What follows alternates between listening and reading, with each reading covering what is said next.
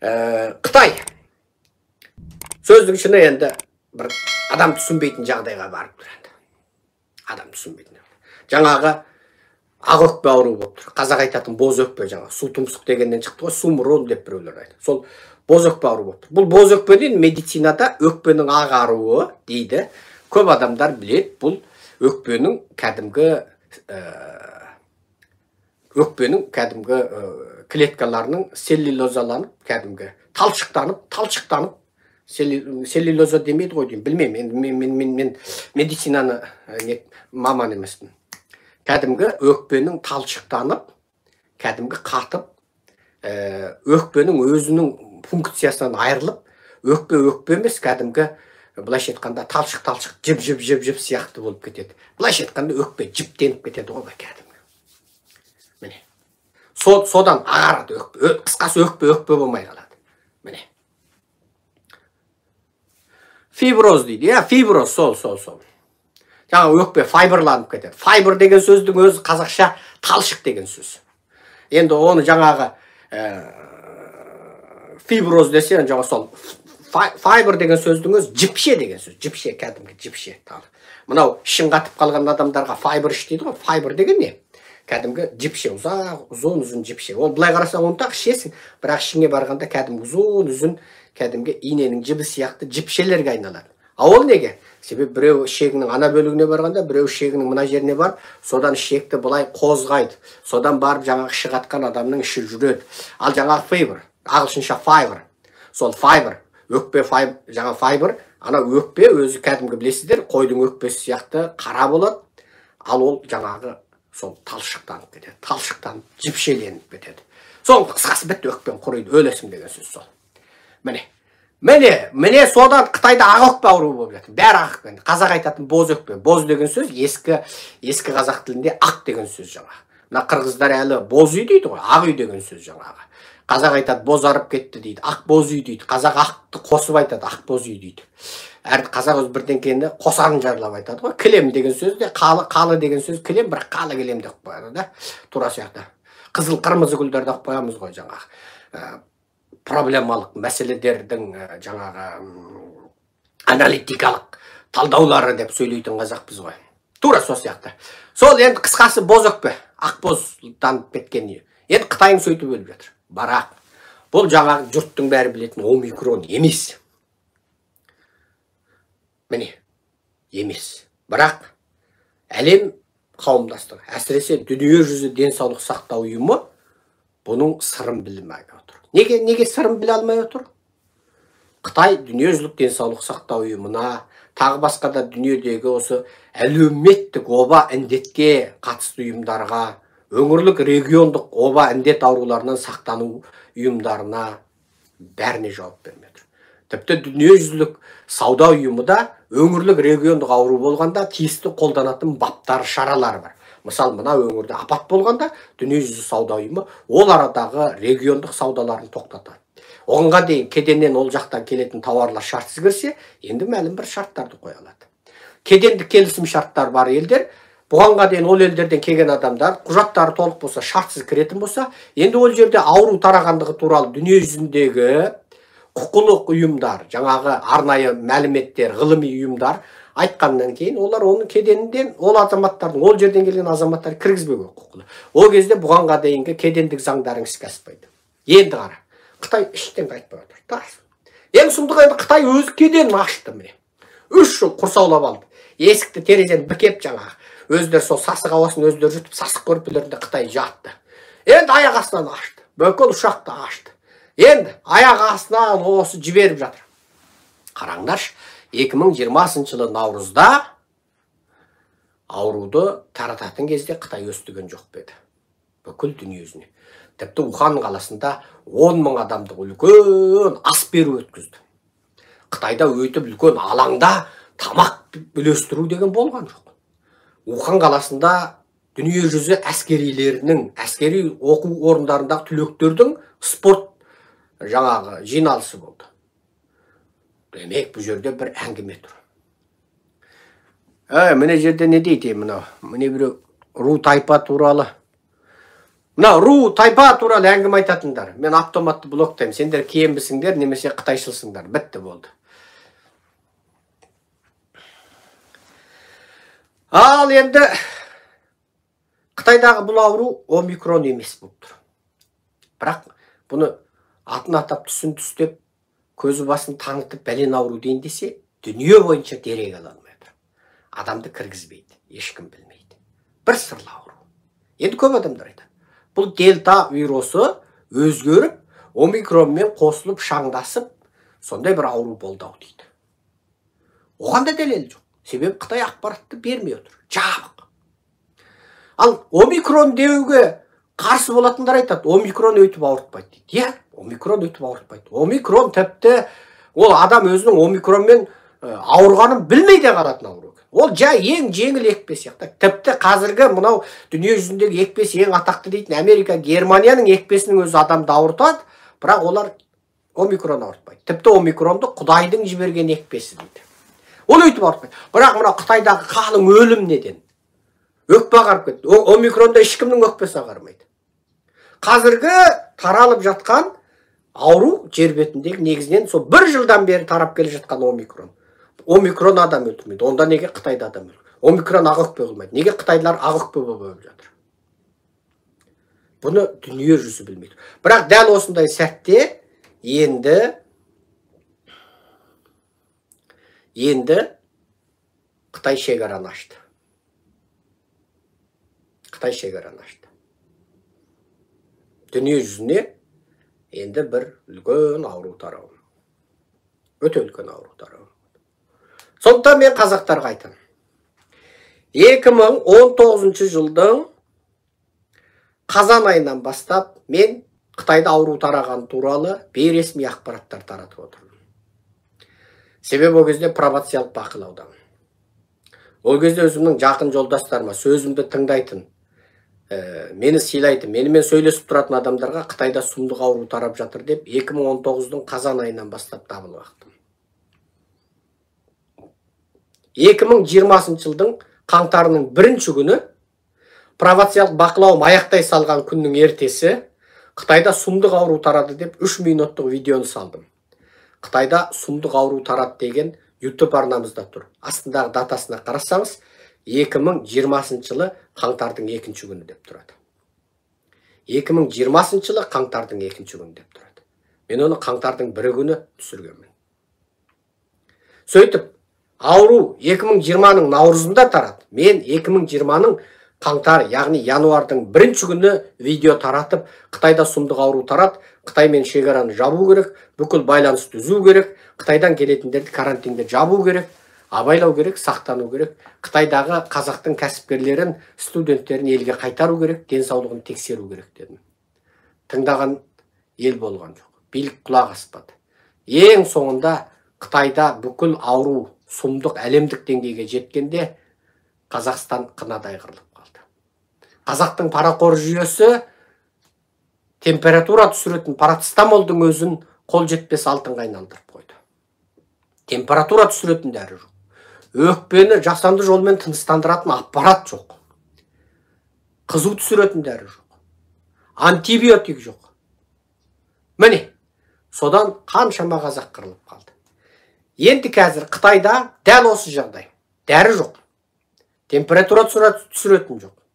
Қақырық түсіретін жоқ. Өкпені қуаттандыратын жоқ. Тыныс жолын ақаусыздандыратын дәрі жоқ. Міне, Қытайдың дәрісі жоқ. Енді осыдан бір қауіп туады. Қазақстанда не бір жалдап саудагер бар. Басы Назарбаев әулетінен қазіргі Тоқаевшылдарға дейін. Бірақ күнде Қазақстанда дәрі қалмай, Қытай жөткеуі мүмкін бәріне. Қытай асырып. Біздегілер Қытай шешеңді өлтіріп етін әкеп бер десе, етін етше, сүйегін сүйекші апарып береді. Қытай құлдар ғой. Енді қазақ қайтесің. Мына біздің сұмырай сатқын билік Қытай дәрі керек десе, дәріс апар. Немесе ақша жасау үшін апар. Немесе тегін тонналап апарып ойбай, Қытай сен аман қалшы деу. Енді қазақ сен қайтесің. 2020-ның наурызындағы сұмдық жағдай бастан өткіздіңдер ме? Өткіздіңдер. Көрдіңдер ме? Енді не істейсіңдер? Енді сақтанасыңдар. Қазақстан өкіметіне сенім жоқ. Қазақстан билігі сендерге дәрі-дәрмекпен қамдауға ешқандай кепілдік бере алмайды. Сенім жоқ. Сатқын өкімет, нашар өкімет, іріп шіріген өкімет. Тіпті соны бір Қытайдың алпауыты келіп, жаңағы тонналап вагонда бүкіл Қазақстанда бір қап дәрі қалдырмай, бір тал дәрі қалдырмай Қытай асырып жіберсе, біздің сұмырайлар деп отыруы мүмкін. Неге? Ұру ғой. Ол адан ұрлап жатыр, мынан ұрлап жатыр. Ол мемлекеттің, халықтың амандығын ойлап тұрған бірі жоқ. Сондықтан сақтық ретінде кеше осыдан 10 неше сағат бұрын дәрі-дәрмекті сақтыққа алып қойыңдар деп дабыл қаққаным сол. Дабыл қақтық. Сақтық үшін. 2020 жыл ауру тарағанда 2020-ның януарының 1-ші күні Қытайда сұмдық ауру тарады деп YouTube каналға салдық. YouTube'тен іздеңіздер, Міне, қанша ай бұрын дабыл қақтым. Қазақстан бойынша бірінші болып дабыл қағушымын. Сол сөзімді естігендер аман қалды. Аман қалды. Астық салыңдар, мына сұмырайлар астықты қолдан қымбаттатады дедім. Білген жігіттердің алды 5 тонна, арты 1 тонна ұн күріш алып қойыпты. Артынан рахметтерін айтып жатты. Неге? Астықтың бағасын қолдан өсіріп жүрді. Аналар айтады, кеше біздің алған 2 тонна ұнымыз дейді. Енді қазір соның ақшасына дейді 2 тоннаға, қазір жарты тоннаға да жаңағы жете алмай қалды. 1 тоннаға да жете алмайтын ұн алатын болды дейді. Біз ұппұқсас ақшамен дейді, бәрібір банкте тұрған ақшамызбен 2 тонна ұн алып қойдық дейді. Көп пайда таптық дейді. Неге? Әулеті көп, бала шағасы көп. Баға өсіп кетті. Бағаны тұрақтандырмайды. Карантиннің кезінде бәрі өсті ғой. Дәрі жоқ. Азық-түлік қымбат болды. Азық-түлік жеткізбейді. Көкөніс жетпейді. Сол кезде мен айттым. Ойбай, бәрін шірімейтін, бұзылмайтын азық-түліктің бәрін запасқа алып қойыңдар деді. Қазірде де сол. Мына сұмырайлар оны тағы істетуі мүмкін. Неге? Қытайда міне ақпан қалай келеді? Қытайда көктем келеді. Егістік басталады. Ал Қытайын қазір қырылып жатыр. Ал егістікте егін егілмесе, Қытайда азық-түлік тапшылығы туады. Миллиард Қытай, әрине, қазірге дейін өзін-өзі қамдамайды. Шетелден азық-түлік алады. Бірақ соның өзінде өзінің еккен азық-түлігі өзін мәлім деңгейде қамдайды. Қытайдың 0,1%-ның өзі Қазақстаннан көп, білесіздер. Енді Қытайда азық-түлік тапшылығы туса, біздің сұмырайлардың Қазақстанның бір түйір бидай күрішін қалдырмай Қытайға өткізе салатынына күдік келтірмеңіздер. Біздегі сұмырайларға бәрі бір. Халық қаншалықты деңгейде қиналып, халық қаншалықты деңгейде жоқшылықта, аштықта қиналып, бірінің етін бірі жеп, бірін-бірі ұралап, сөйтіп, осы аласапырандықты өмір сүрсе, біздің билікке сол керек. Біздің билікке қазақтың қарынның тойғаны, қарынның тоқ, көйлегінің көк болғаны керек емес. Жоқшылықта есеңгіреп, бірінің етін бір жұлып жеген қазақ керек. Сондықтан 2020-да ауру індет келгенде енді азық-түлік қымбаттайды. Мына сұмырайлар азық-түлікті қымбаттатады деді. Азық-түлікті алып қалғандар рахметін айтты. Неге? Шынында қымбаттады. Мен тіпті аштық келуі мүмкін дедім. Құдайға шүкір, аштық келген жоқ. Бірақ бәрібір қазір дүние жүзі бойынша аштық дабылы қағылып жатыр. Өткенде ғана Америкада бұл туралы үлкен жиналыс болды. Дүние жүзінде аштық дабылы қағылып жатыр. Неге? Аурудан бүкіл өндірістік байланыстар үзілген. Аурудың кесірінен. Оған мынау соғыс, оған мынау энергияның қымбаттауы, газдың қымбаттауы, мұнайдың қымбаттауы келе жатыр. Яғни дүние бір аласапыран астан кестеңдікке бара жатыр. Оны мен айтқаннан емес. Мына қазақта тағы бір сұмырай әдет бар. Аузыңа жылан жұмырт қаласын дейді. Жылан жұмырт қаласын деме, аузыңа жылан. Динозавр жұмырт қаласын десең де, сақтанбасаң болмайды. Құдай айтты, сақтансаң сақтаймын деді. Құдай айтты, жарату менен, жаралу өзіңнен деді. Құдай жер бетіне түсіп, ойбай, мына бейшара қазақ, ойбу, бидайларыңды алып, ойбу, малдарыңды орыс алып кетті ме, ойбу, қырлап, обал болды ғой деп сен өлгел жатқанда Құдай кеп аузыңа су тамызбайды. Көктен иса түспейді, жерден мәді шықпайды. Немесе ертөстік тірлік келіп, аны баяғыда жоқ болып кеткен 8 ағасының жылқысын айдап кеп, қазақта ет үлестірмейді. Қазы қарда жеңдер, ой, қазақтар, ой, деп. Жаман айтпа, ойба, жаман сөз, ауыз садағасы, деп. Сөйтіп отырып 4,5 миллион қазақ қырылып қалдың. Сол қамсыздығынан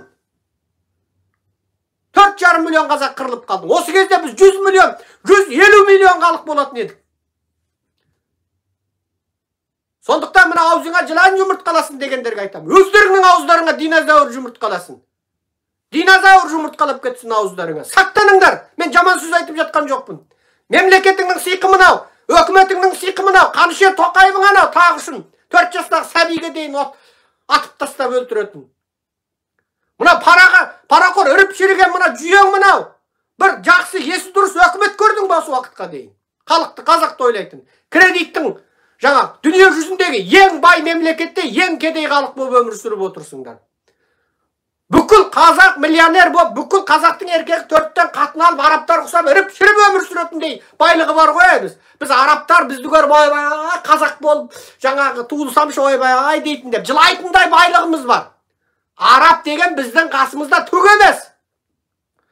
Ал сондай байлықтың үстінде отырып, аш-жалаңаш жоқшылықта өмір сүріп жатсыңдар.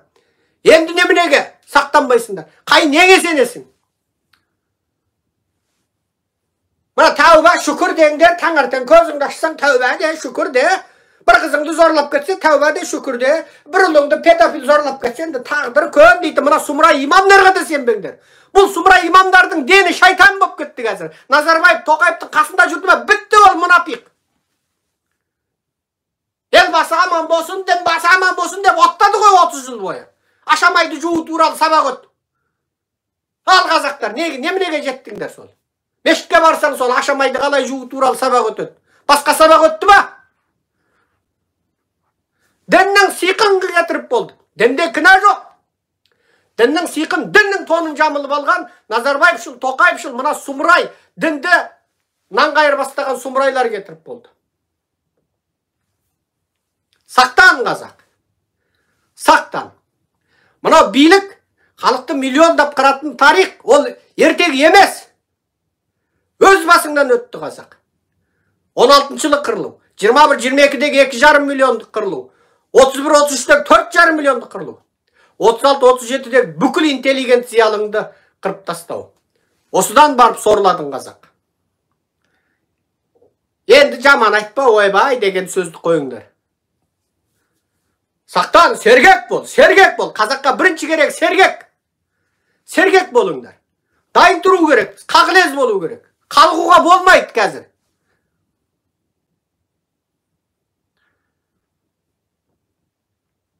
Мынау Қытайдағы қырғындар өткендегі лекциямды айттым, қайталап айтайын. Германия екпесін берейін деді, Қытай тойтарыс берді. Америка екпені тегін берейін деді, Қытай тойтарыс берді. Өз халқына дүние жүзінің ең озық екпелерін әдейі бермей отыр. Бұл бір. Қазіргі мына аурудың не ауру екендігін бүкіл дүние біле алмай отыр. Шынында дельта мен омикронның қоспасыма солардан шыққан бір нарқоспақ бір тың аурума ешкім білмейді. Омикронға белгілер ұқсамайды, бірақ адамды қырып жатыр. Дельта дейін десең, дельта жер бетінде тарап, ол жойылып болды. Бірақ соның бір вирус сақталып қалды. Ондай да ауру бар. Фантастикалық фильмдерде анау ескі ерте замандағы бір мәйітті қабірді ашады, соның астынан бір ауру тарайды. Сондай да ауру бар. Обаның, шешектің, неше түрлі сондай аурулары бәлен жылдан кейін түрі өзгеріп, қайта соғып, тарихта адамды қырып отырды. Бұл да мүмкін. Тарихтағы испан тұмауы деген тұмау болды. Ол да солай болды. Мынау денесінде иммунитеті жоқ халық болды. Жаңа Америкадағы жергілікті абориген. Неге иммунитет жоқ болды? Себебі олар бүкіл Еуропа, Америка халықтарының тарихында бұл бір таңғажайып оқиға. Бір мысал келтірейін. Азия мен Еуропа тұтасып тұр, Азиядан атқа мініп Еуропаны таптаған ата-бабамыз біледі. Ал Еуропаның ар жағы Африкамен тұтасып тұр. Африка, Еуропа, Азия біріне-бірі тұтасып тұрған құрлықтар. Бұл халықтар бірімен бір тарихта соғысып, бірінің жерін бірі жаулап, араласып, сауда сатық, өмір, жаңағы тірлік бәрі араласты да, бұл халықтарда бүкіл жаңағы ауру процесі бірімен бірі параллель жүріп отырды. Сөйтіп бұл халықтар неше түрлі иммунитет қалыптасты. Еуропа өкпеден қырылып қалғанда қазақтар шұбат ішіп аман қалып отырды. Мысалы, ең қарапайым. Енді сол өкпе туберкулезінен қынадай қырылған еуропалықтардың денесінде әбден иммунитеті қалыптасқан, өкпе туберкулезіне шыдамды тірі қалған еуропалықтар Америка құрлығына келгенде жаңағы қызыл терілі индиандар, маялар, әстектер, оларда ондай ауру болмаған. Өкпе туберкулезі бүкіл адамзатты, яғни о замандағы бүкіл адамзат Еуропа, Азия, Африка. Америка құрлығы бүкіл адамзаттан бөлектеніп, өз бір басқа планетаға ұстап жасады. Адамдар оған дейін білмеді. Жаңағы, Магеллан таппаса, Колумб іздеп таппаса, ешкім білмейді. Америка таппаса, ешкім білмейді. Содан барып Америка атанды, білесіздер. Енді сөйтіп денесінде құрт ауруына, яғни туберкулезге қарсылық қуаты жоқ, иммунитеті жоқ. Американың жергілікті қызыл терілі халқы туберкулезден аман қалған еуропалықтардың жай жөтелінен қырылып қалды. Соғыстан да қырды. Бір индиянның бас терісіне 50 цент, яғни $0,5 ақша төледі. Басын шауып, терісін құйқасын алып келсең, құйқасына қарайды, терісі шашына қара алып келді. Екі индиянның басының терісіне $1 берді. Сондай заман болды. Бірақ одан да сұмдығы еуропалықтардың бойындағы вирустан қырылып қалды. Неге?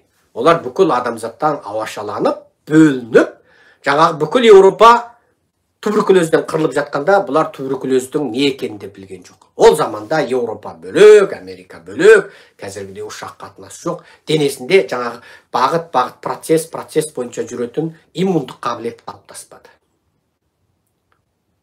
Сөйтіп қырылып қалды. Қырылды да қалды. Тура сол сияқты қазіргі Қытай 3 жыл карантинде жатты. Адамдар қайтты, ойбай, корона болды. Коронадан қайтты, аурудың түрлері болды. Ретімен сериалдар шығып отырды. Мынандай ауру болды, дельта болды, одан анау болды, одан омикрон болды деді. Бұлар бәрін енді ашып кеп жіберді. Шынында денелерінде иммундық қабілеті жоқ. Жаңағындай бүкіл дүние жүзі бір-бір ауырып шықты. Ауырмағанның өзі екпе қойғызып шықты. Екпе қойғызу да ауырғанға тең. Ауырғанның өзі екпе қойғызғанға тең. Сөйтіп шыққан кезде бұларда оның бәрі болмады. Сөйтті де қайтты, қырылып жатыр. Бұл теорияда ағуы мүмкін. Бұл да мүмкін. Болуы мүмкін құбылыс. Қытай неге екпеге қарсы тұрып жатыр? Еуропаның, Германия мен Американың екпесіне қарсы тұрып. Тарихта да болды. Тарихта Қытай аштықтан қынадай қырылып жатқанда, тіпті Хрущев мен саған азық-түлікпен көмек берейін деді. Мау қайтты? Жоқ, алмаймыз деді. Қытай аштықтан қынадай қырылып жатқанда Америка көмек берейін деді. Қытай қайтты? Біз Америка капитализмнің астығын алмаймыз деді. Сөйтіп өздері аштықтан қырылып қалды. Неге? Коммунистерге миллиондап қырылған Қытай маңызды емес. Оларға ана билікті ұстап отырған бір топ коммунист, ана компартияның жоғарғы пирамиданың төбесі аман болса болды. Қазіргі коммунистерге де сол. Тарихтан бері осылай. Енді мен қазақтарға айтамын. Сен Құдай бар ғой деме. Құдай ежелден бар. Мәңгілік теңі жоқ, теңдесі жоқ, ұқсасы жоқ. Бірақ Құдай жер бетіне түсіп сені құтқармайды. Сен қарекет жасайсың. Өкіметіңе де сенбе. Бізді Құдай жаратты, бірақ жаралы өзімізді. Енді сол азық-түлігіңді, керекті дәрілеріңді алып алыңдар. Себебі мына өкіметке ешқандай сенім жоқ. Еуропа, Америка сияқты демократиялы ел болса, жерде жоқты өкіметі тауып әкеп қалқына береді. Ал бірақ біздің мына сұмырай өкімет сенің үйіңдегіңді алып Қытайға сатудан тайынбайды. Енді аман болыңдар, қалың елім қазағым. Бүгінгі лекциям осымен тамам. Көптен бері қайда кеттің, неге сөйлемедің дейді. Іс-сапарда болдым. Ары бері жүріп кеттім, көп жүріс көбейіп кетті. Сондықтан айыпқа бұйырмаңыздар.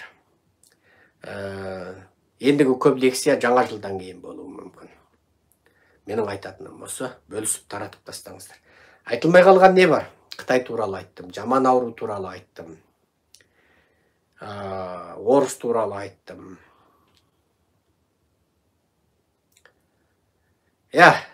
Қытай осы ауруды, сырлы ауруды, ешкім білмейтін ауруды дүние жүзіне тағы бір мәрте таратып, дүниеде үлкен бір аласапырандық тудыруы мүмкін. Сақтан қазағым.